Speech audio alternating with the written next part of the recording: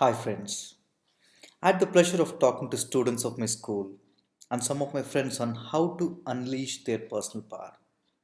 I'm glad to share the contents with you through this video, and I'll be ecstatic if it can inspire you to do more with your life. These are lessons I've read from books and from my life experience. I wish every existence finds its source of unlimited magnitude. We all want to add good karma. At the same time, we want to feel highly energized. To feel energetic, if we steal energy from others by acting superior or inferior, we end up adding bad karma. To add good karma, we have to give energy, which can help others free themselves from the grip of their misery. The fundamental way of life is to take energy from that unlimited cosmic source and share it with all of the existence we live with. We should have a harmonious living. The cosmic source is called as nature by some and God by some based on how they identify themselves and the universe. When we know how to connect to that unlimited source, our fundamental approach to life will change. Arise, awake, and stop not till the goal is reached is a great quote from Swami Vivekananda. Do we have a goal? Is one of the basic questions we should ask ourselves. Let's look at the techniques of goal setting in a few minutes. In the meanwhile, give your goals a thought. As we see around us, nature blossoms to its highest potential. When nature's rule is to blossom to its highest potential, why we humans find it the most challenging expectation? It is nobody but us who has to bless and allow ourselves to blossom. Serotonin, dopamine, and oxytocin are the key chemicals which control how we feel. Varying levels can push us to schizophrenia or love. We don't have direct control over the secretion of these chemicals in our brain, but there is a magic pill that can ensure the balance. Gratitude. It is the first building block to unleash our personal power. Gratitude is not saying thank you from our lips. It is the feeling of thankfulness in our heart. It is letting that thankfulness blossom and surround us with the aura. Once each and every cell of our body vibrates with gratitude, it oozes unconditional compassion. We have to review what we are grateful for. We are so busy with our lives, but we find time to list what all we don't have. Instead, if we can spend a little time to list our blessings, our attitude towards life will change. If we pause and observe, our whole life is filled with blessings. We are surrounded by so much of love from nature and people all around us. By focusing on few missing entities, we miss experiencing all the blessings that surround us. Grateful feeling is a tonic to ensure personal, physical, emotional, social, and career well being. Any approach we take with gratitude will be reciprocated with compassion and energy to help us evolve. Pause the video and take a few moments to write down your blessings in these aspects.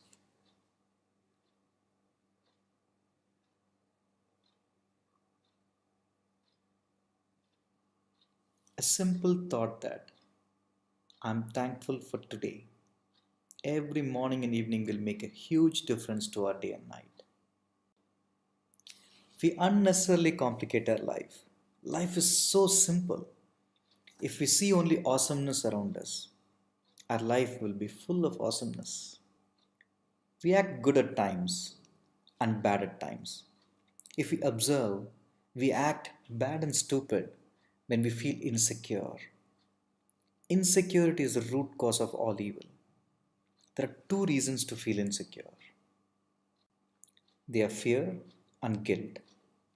These are the key limiting blocks to unleash our personal power. We have to check what is stopping us. What are the excuses we give to keep ourselves in the shell that we don't want to get out of the comfort zone? The past and future steal our present. In the past, it's mainly guilt that drains our energy. We might either feel guilty for something we had done in the past, or we might feel guilty that we did not do something in the past. There is no use feeling guilty, as we cannot change the past. We can only admit that this has happened, forgive ourselves for what we have or what we have not done, learn so that we can do better with the opportunities we get, and move on. If we are stuck with the guilt, we'll be stuck in the past and will stop evolving. On the other side, we worry about the unknown future. There is no use worrying about the future, as the worry will not help in shaping our future, but preparation will. By preparing ourselves now, we'll be confident to overcome any challenge life can give us in the future. By feeling guilty or worrying about the future, we miss the precious present. All the yogis and philosophers emphasize that we should be living in the current moment. The reason all give importance to present is because life always happens in the current moment. If we live in the past or in the future, we live in our mind. And that is not living, that is delusional living. When we go beyond the screens of past and the future, we can see clearly what life is and how vibrant it is. The moment we realize this is the moment of awakening or realization. Watermelons naturally grow in spherical shape. When a watermelon is grown inside a box, it unknowingly takes the shape of the box. What we learn from watermelon is what we do to ourselves with our conditioning. We are our best friends, we are our best enemies.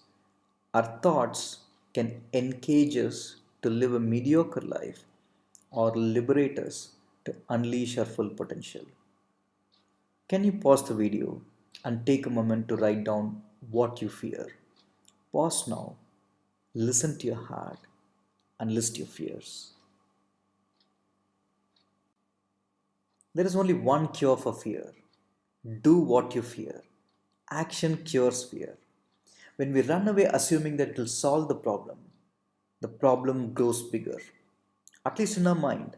Instead, when we face and overcome the fear, we grow. We grow larger than the fear. These are some of the top deathbed regrets. I wish I had the courage to live a life true to myself, not the life others expected of me. We should never stop listening to ourselves. We should never hesitate to follow our intuition. I wish I hadn't worked so hard ignoring my family. We work for our family.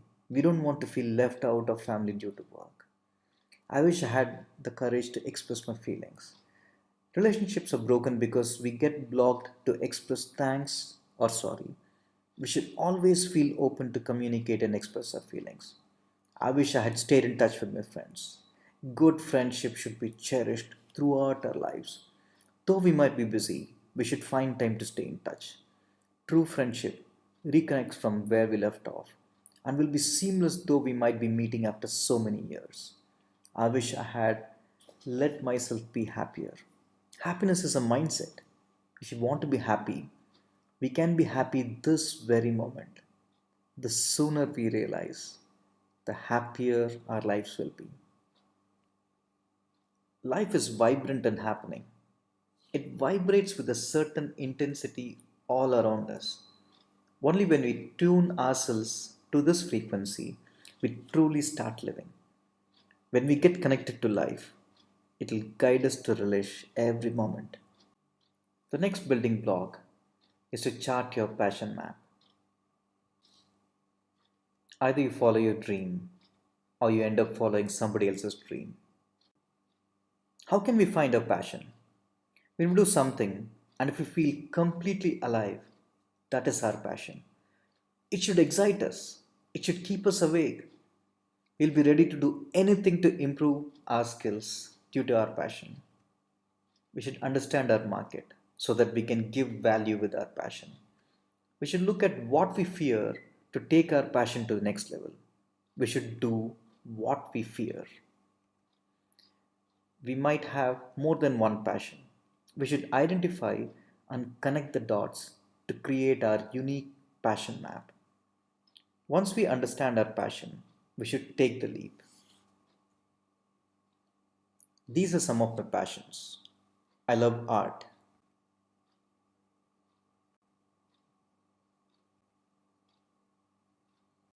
I love music. I love dance.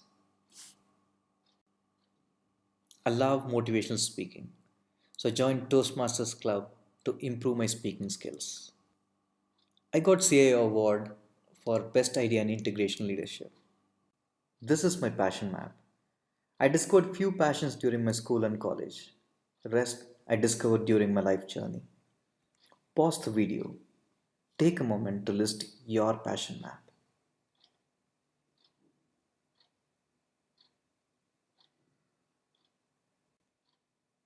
Passions are eons of unmanifested dreams. It is our duty to invest and cultivate our talent. We have been blessed for a reason. We shouldn't let them turn a curse by not helping our talents blossom. Our passion leads us to life purpose. Our purpose is not to earn bread and butter for us and our family. It is beyond that. Our life purpose is something larger than that. We should make our life meaningful by discarding our life purpose. We shouldn't stand between life and destiny. We should step aside to let life flow and take us to our destiny. Heart doesn't have any thoughts. It is full of love and peace. Any act that follows our intuition goes beyond judgment. By living from our heart, we can go beyond the right and wrong. Next building block is to understand success.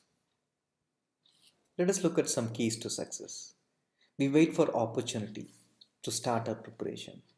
In reality, once we get the opportunity, we won't have time to prepare. This is why we fail. If we want to succeed, then we should prepare to succeed even when we don't have the opportunity. When preparation meets opportunity, it results in success.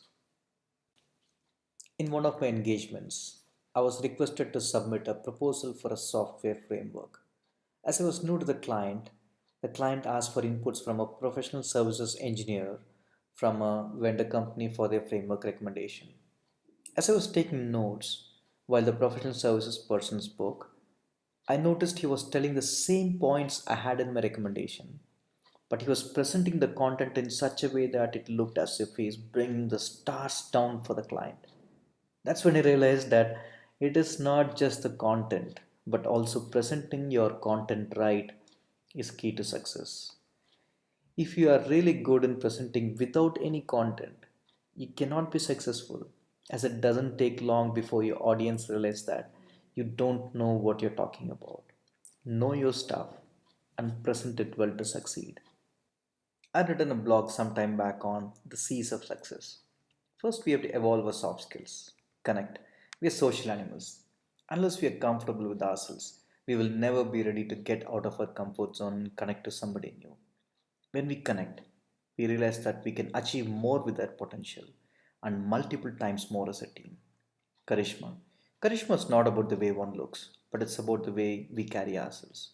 Anybody and everybody will like to be around a person who's always enthusiastic, exuberant, and encouraging, who's full of positive energy. Find out what ticks you, what keeps your morale high. Use that in all situations.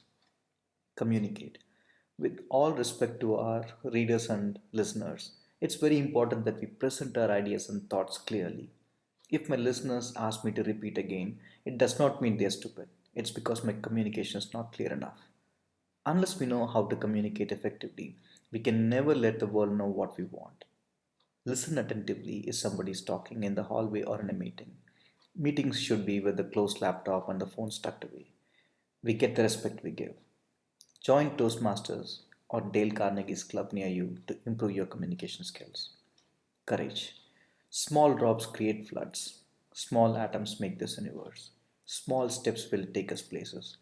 Get courageous. Be open to fail. As Edison realized, learn one more way it does not work and be courageous to move beyond failures. Commitment. To protect its home, a bee is ready to sting and die. The passion need not be to that extent, but a commitment to give your best in any situation can change the course of your life, maybe even the world. Compassion. Until we put ourselves in others' shoes, we will not be able to feel their pain. If we don't see their perspective, many a times we misread others' intentions, statements, and gestures. To build trust and to be a better team player, we have to be compassionate. Confidence. Confidence doesn't come based on what we know and what we don't know. In this world, we can never be sure what will happen the next moment. So we can never be 100% prepared and we can never know everything. Confidence is that basic value which gives us or drives us to know what we don't know as we go through the situation.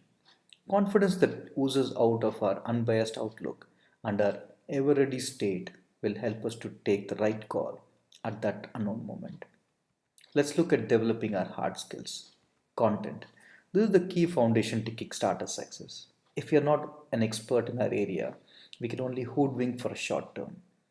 Get yourself clear about your area of interest and take a deep dive. Competence.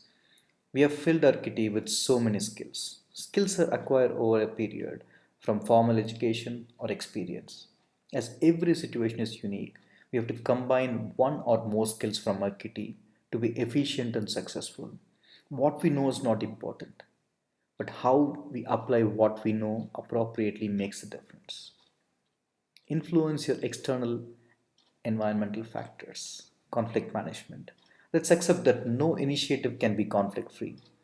If viewed with the right perspective, conflicts can be a treasure trove of new ideas.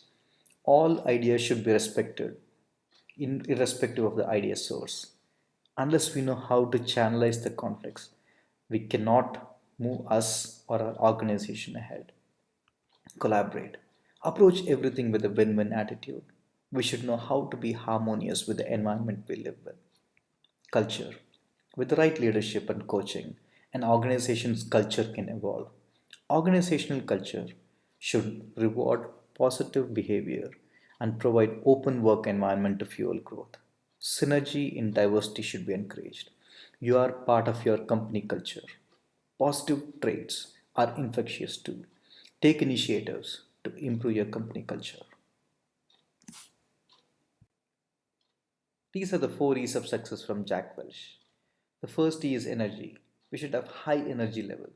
To be successful, we have to power our goals with our energy. The second E is energized. We can be successful only if we can energize our team and inspire our company. The third E is edge. We should make sure we are the best in whatever we do. Initially, Jack Welch created only three E's for success, but he saw that whoever was good on three E's were not creating results. So he came up with the fourth E, execute. We can be successful only when we implement what we know. Some of us might have studied about Maslow's hierarchy in our college or out of our personal interest. For us to be successful and to be our best, we have to address all the layers of needs. We have to satisfy the physiological needs first. If we don't have our basic needs met, like food, shelter, and clothing, then we cannot move to the next level of safety and security. Only when we feel secure about ourselves, we'll be ready to move to the social level, to bond with other people. When we are comfortable in the social level, we look for approval and recognition. When we get the necessary confidence, we move to the self actualization state, where we'll be free of all the limitations to implement our vision. We reach a state where we no longer look for approvals, but we will be ready to do our best in every situation. We'll be an epitome of excellence. This is the state we should be in, free from all the limitations. Over 87% of an iceberg is submerged underwater. So are all the failures, disappointments, hard work, discipline, and persistence for success. None see the sweat, and all assume that few are lucky that success comes easily to them. Don't get disheartened by your failures. Persist and move ahead. If you truly believe, you're bound to succeed. Let's look at the next building block, goal setting. We should first create a vision. We should think big, see clearly what we want, dream, and make it lively. We should make the goal concrete and time bound so that we can measure it. As we take small steps, we should track our progress by setting benchmarks. We should celebrate every milestone so that we can get motivation to repeat it. Success is a journey, it's not a destiny. Many people lose track after achieving something as they don't take their goal to the next level. The moment they get complacent is when they stop evolving and start regressing. Once in Harvard, there was a research on students' goals and their success. Of the study group, 3% had goals written, 13% had goals in mind, 84% had no goals. After 10 years, it was observed that 13% with the goals in mind earned twice of the 84% with no goals. 3% with written goals earned 10 times that of the entire class. What this translates to is if 84% with no goals earned $100,000 per annum, then the 13% with goals in mind earned 1.3 million per annum. The 3% with written goals earned around 84 million per annum. Hope this inspires you to write down your goals. You should have SMART goals. They should be specific, measurable, achievable, realistic, and time based. Here are my 6-month goals as a sample. I want to make spiritual progress. I want to weigh 22 pounds less. On the career front, I want to be a cloud integration SME. I want to learn about mergers and acquisitions, and I want to complete my TOGAF certification. On my hobby front, I want to compose and release at least one song by collaborating with my friends. I want to learn oil painting. It's not enough if we have goals, we should also have an action plan to achieve these goals. If I have to make spiritual progress, then I should plan to do yoga at least twice a day. I should plan to work out at least 60 minutes a day and eat right if I want to shed 22 pounds. If I want to be a cloud integration SME, then I should spend time to learn and successfully implement a solution. To complete TOGAF certification, I should have a study plan. To learn mergers and acquisitions, I should do research and look for opportunities to learn. Same way on the hobby front. I should collaborate with my friends if I want to compose a song, and I should have specific plans if I want to learn oil painting. Our goals should balance our left and the right brain. When we are too much on our left side, we get too stressed due to calculations in every step of our life. That's when the right brain helps in relieving our stress. If we are too much on our right brain, we might become lazy. This is when logic of the left brain helps. Instead of relying on external factors to motivate ourselves, fine tuning our left and right brain will come handy to succeed. Take a moment to write down your goals on personal, academic, career, and your extracurricular areas. Pause the video to be part of the lucky 3% to write down the goals. We should have short term, mid term, and long term goals. When our long term goal is clear, we can work backwards to check what we need to do in short term and mid term to get our lifetime achievement award. Here are some winning tips to improve productivity and to succeed. From the 80-20 Pareto rule, we know that 80% of results come from 20% of efforts. We know this from some of the stats like 80% of the world's riches are with 20% of the wealthy. We can apply the same principle to take advantage of challenges we face. For students, 80% of their marks come from 20% of the syllabus. If they concentrate on 20% with multiple revisions, then they can get good scores with one or two revisions of the 80%. Reading is a great habit. I'm glad schools in America stress students from young age to read something they like. Once they get the habit of reading, the students can easily switch from a storybook to a science book or something of their interest. In a traditional learning approach, we read after learning from a teacher. Instead, if we read the topic and brainstorm on the topic before it is taught in class, we will relate better to the topic and grasp it better in our memory. If our mind is crowded, it will not allow us to focus on what we want to do. Different to dos in our mind will keep pulling us back from the task we are doing. When we pull all our thoughts to a mind map, we can focus better in the free space of our mind. Mind mapping also helps us to prioritize and organize our thoughts better. The basic construct of a mind map is a central theme, subtopics, and details. With this, we come to the last section on how to unleash our personal power. We have our skills, will, maturity, ability, passion, talent, vision, etc. These help us on personal, school, and work front. Either we can get overwhelmed by the challenges in our external factors, or we can influence them. We can control weather conditions as effectively as we control a crowd. All these are possible when we have personal power to influence our world. What makes us what we are? Many give different answers based on our understanding. All these layers make us what we are. Based on our awareness, we focus on building only some areas and don't realize that weakness in other areas keep distracting us and pull us down. Unless we have a balanced approach in all these layers and calm the unnoticed turmoil, we cannot be our best. To have a healthy body, we should eat right. We should play sports, dance, and do yoga. For a healthy mind, we have to learn new skills. We become prey to our wiring if we keep doing the same thing again and again every day. For example, when we learn a new language, we break free from current conditioning and it brings us out of the comfort zone. We have to be curious of everything that happens around us. In the digital world we are in, it is easy to learn whatever we are interested in. We can solve puzzles and do mind control exercises. Let's try something now. Please close your eyes and let's take a few moments to check how much control we have on our mind. Your challenge is to imagine only what I say and nothing else. Imagine a blackboard and write a number I say. Only one number that I say should be in your blackboard. 10,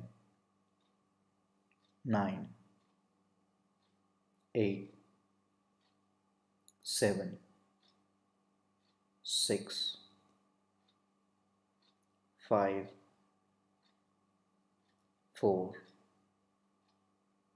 3, 2, 1, 0. Slowly open your eyes. You will feel very relaxed if you were able to fully concentrate on only what I wanted you to imagine.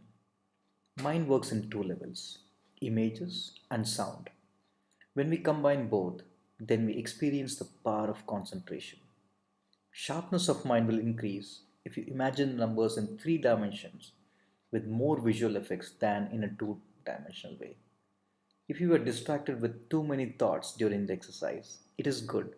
At least you know one layer that has to be fixed to unleash your personal power. Having healthy emotions is important. This is where music, art, creative writing, healthy friendship, and healthy family relationships come. For healthy energy level, we should have good habits. We should act with more energy. Spending energy on positive things multiplies our energy level. We get more energy when we inspire and energize others around us to succeed. Disciplined life is an important ingredient to have high energy levels. On the spirit plane, we should have good relationship with ourselves. We are our best friend and we are our best worst enemy. We are the one who can liberate ourselves. We can serve community in whatever way we can. Charity with money is one of the ways and only one of the ways to serve. We can fill ourselves with positive energy by visiting spiritual places. We should have better relationship with God or nature. These are some of the ways I feel can help you to unleash your personal power. If you feel that there can be different approaches to these layers, please feel free to fill. But understand that making all these layers efficient is the only way we can be our best and unleash our personal power. And when we unleash our personal power, we should act with responsibility. True test of whether we have unleashed our personal power is to check if we feel somebody stop me.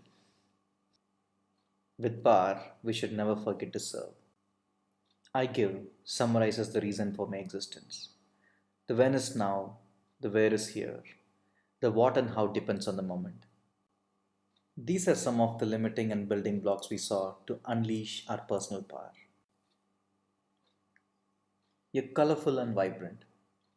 Free yourself from all the prejudice and allow life to express. Thank you very much for your time. Wishing you an excellent life.